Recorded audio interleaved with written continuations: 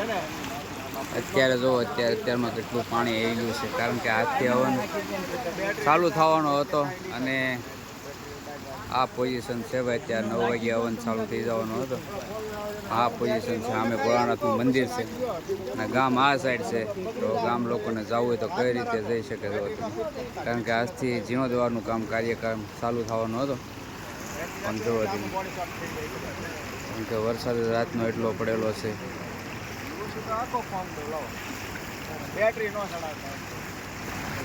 કારણ કે લગભગ મંદિરની અંદર પણ પાણી વહી ગયું લાગે છે. અમારા ગામનો એક નજારો ભાઈ આ રીતનો છે.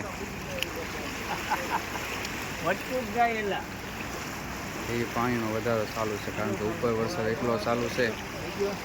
હોય તો જ વરસાદ, ઉપર વરસાદ છે તો જ એટલું પાણી આવ્યું છે.